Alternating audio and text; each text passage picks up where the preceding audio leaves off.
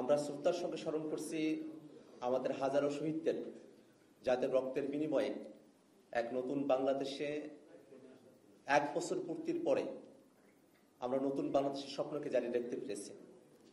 একই সাথে আমাদের সকল আহত এবং এখনো যারা হাসপাতালের পেটে কাতরাচ্ছেন তাদের আরোগ্য কামনা করছি। গণ-অভ্যুত্থানের 1 বছর পূর্তিতে বহুল আকাঙ্ক্ষিত জুলাই ঘোষণাপত্র পাঠ করা হয়েছে। আমরা সরকারের এই উদ্যোগকে সাধুবাদ জানাই। একই সাথে জুলাই ঘোষণাপত্র তার ভিতরগত বিষয়গুলো নিয়ে আমরা দীর্ঘ সময় পর্যালোচনা করেছি এবং কিছু বিষয় তা যদি জুলাই ঘোষণাপত্রের মধ্যে উল্লেখ থাকতো তাহলে এই ঘোষণাপত্র আরো পরিপূর্ণ হতে বলে আমাদের মনে হয়। সে বিষয়গুলোই আমরা আপনাদের কাছে এখন উপস্থাপন করব। আমরা গত বছর বৈষম্যবিরোধী ছাত্র আন্দোলনের উদ্যোগে জাতীয় শহীদ মিনারে একত্রিত হয়েছিলাম এবং সেখানে জুলাই ঘোষণাপত্রের বিষয়ে ছাত্র জনতার পক্ষ থেকে দাবি জানানো হয়েছিল। সরকার সময় চেয়েছিলেন, একটা দীর্ঘ সময় অতিবাহিত হওয়ার পরেও দীর্ঘদিন আমাদেরকে অপেক্ষা করতে হয়েছে। সে অপেক্ষার অবশেষে অবসান ঘটেছে গতকাল। আমরা জুলাইয়ের যে ঘোষণাপত্র পেয়েছি তাতে জুলাইয়ের সকল শহীদদের জাতীয় বীর হিসেবে স্বীকৃতি প্রদান করা হয়েছে। জুলাইয়ের সকল আন্দোলনকারী, শহীদ পরিবার, আহত সকলকে আইনি সুরক্ষা দেওয়ার কথা প্রতিশ্রুতি ব্যক্ত করা হয়েছে। এই ঘোষণাপত্রের মধ্য দিয়ে রাজনৈতিক দলগুলোর তরফে আবারও প্রতিশ্রুতি ব্যক্ত করা হয়েছে যে বাংলাদেশ একটি বৈষম্যহীন, দুর্নীতিমুক্ত, ফেসিবাদ মুক্ত একটি রাষ্ট্র কাঠামো আমরা পাব। এবং একই সাথে এই ঘোষণাপত্রের আরো পরিপূর্ণতার জন্য আমরা দীর্ঘ সময় ধরে সরকারের কাছে যে দাবিগুলো জানিয়ে এসেছিলাম তার কিছু বিষয় এখানে অনুপস্থিত থেকে গেছে। আমরা যদি একেবারে শুরুর সময় থেকে খেয়াল করি,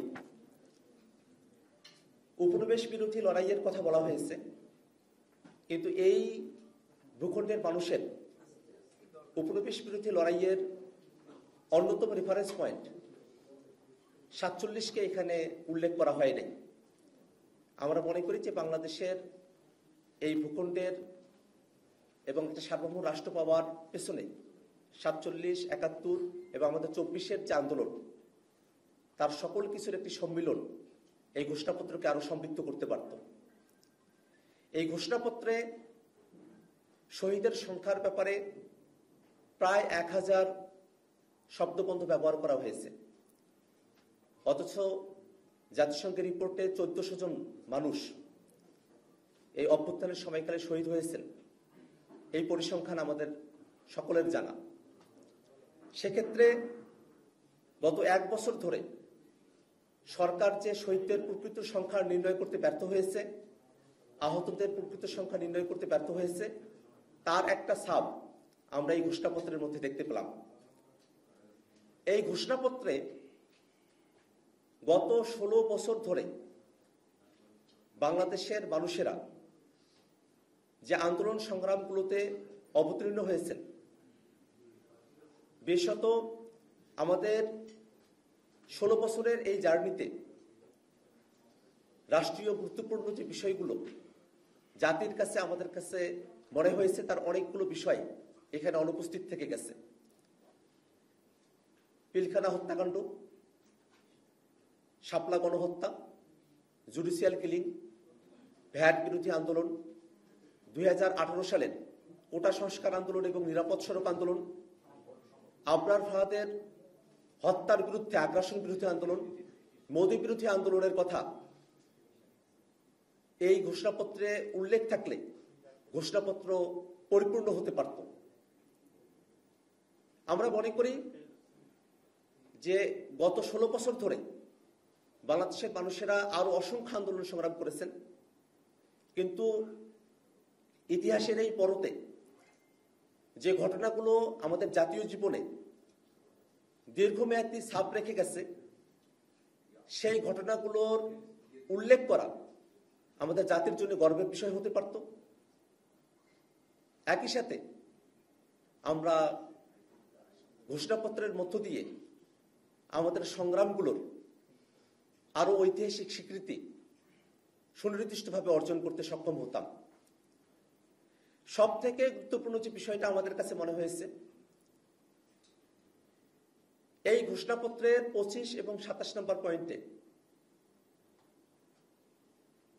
আয়োজিতব্য নির্বাচনের মধ্য দিয়ে নির্বাচিত সরকারের সংস্কারকৃত সংবিধানে তফসিলে এই ঘোষণাপত্রকে উল্লেখ করার কথা বলা হয়েছে। আমরা জাতীয় নাগরিক পার্টি এনসিপি দীর্ঘ সময় ধরে বাংলাদেশে একটি নতুন সংবিধানের দাবি জানিয়ে আসছি।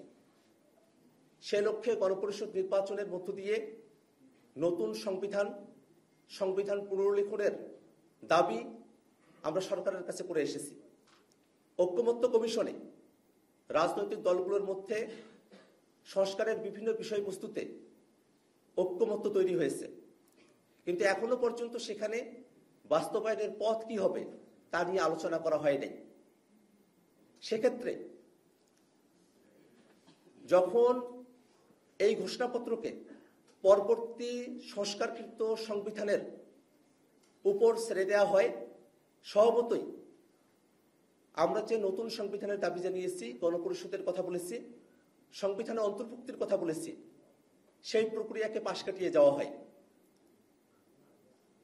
আমরা এখনো দাবি জানাই যে বাংলাদেশে যে নতুন রাজনৈতিক জনগোষ্ঠীর আবির্ভাব ঘটেছে, তাদের অভিপ্রায়কে ধারণ করতে একটি নতুন সংবিধানই আমাদের জন্য সমাধান, এবং সেই নতুন সংবিধানে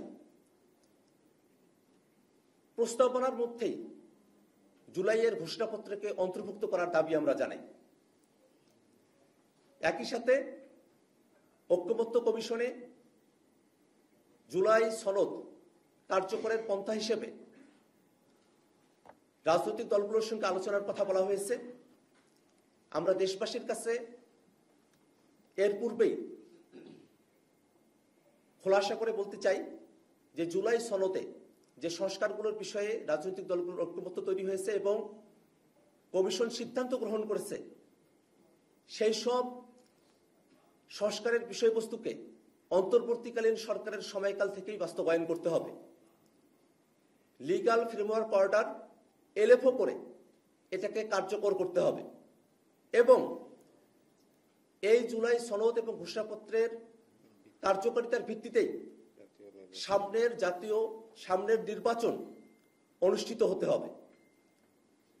প্রিয় সাংবাদিক বন্ধুগণ,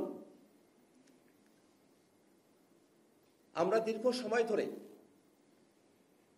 বাংলাদেশের মানুষেরা গুম, খুন, আয়নাঘরের নির্যাতন, অত্যাচার, বিচার বহির্ভূত হত্যাকাণ্ড, দুর্নীতি, অপশাসন, ফেসিবাদের যাতাবলে আমরা পিষ্ট হয়েছি। সেই নতুন বাংলাদেশকে আমরা নতুন করে গড়তে, বাংলাদেশের সকল রাজনৈতিক শক্তিকে, বাংলাদেশের মানুষেরা যে আকাঙ্ক্ষার ভিত্তিতে 24-এর গণঅভ্যুত্থানে সামিল হয়েছিলেন, একজন রিক্সা চালক, একজন শ্রমিক মজুর, একজন কিশোর, তরুণ, শিশু, নারী, তাদের সকলের মনের যে চাওয়া, সেই বাংলাদেশ প্রতিষ্ঠা করতে হলে আমাদেরকে আমাদের সংগ্রাম জারি রাখতে হবে। একই সাথে গতকাল মাননীয় প্রধান উপদেষ্টা জাতির উদ্দেশ্যে ভাষণ দিয়েছেন। ফেব্রুয়ারিতে নির্বাচনের সময়সীমার কথা উল্লেখ করেছেন। আমরা মনে করি,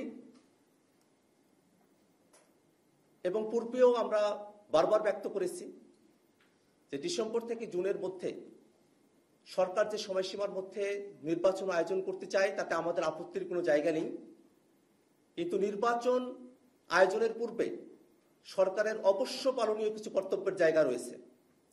এ সরকার গণহত্যাকারীদের বিচার করা এবং রাষ্ট্র কাঠামোর গুণগত পরিবর্তনের জন্য সংস্কারের ম্যান্ডেট নিয়ে সরকারের যাত্রা শুরু হয়েছে। অতএব নির্বাচনের পূর্বে বিচারকে দৃশ্যমান করা এবং সংস্কারকে বাস্তবায়ন করা এ সরকারের অবশ্য কর্তব্য।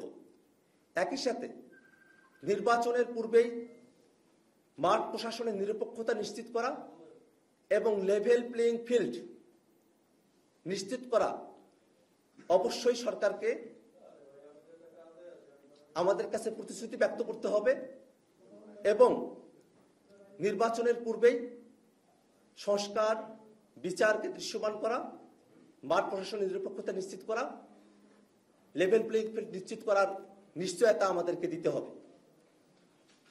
সাংবাদিক বন্ধুগণ, আমরা এই জুলাই ঘোষণাপত্রে যে প্রতিশ্রুতিগুলো ব্যক্ত করেছি সেগুলো যেন বাংলাদেশে অবশ্যই বাস্তবায়িত হয়, সেই শপথ যেন বাংলাদেশের সকল রাজনৈতিক দল এবং বাংলাদেশের সকল মানুষের পক্ষ থেকে বারংবার বিবৃত হতে থাকে।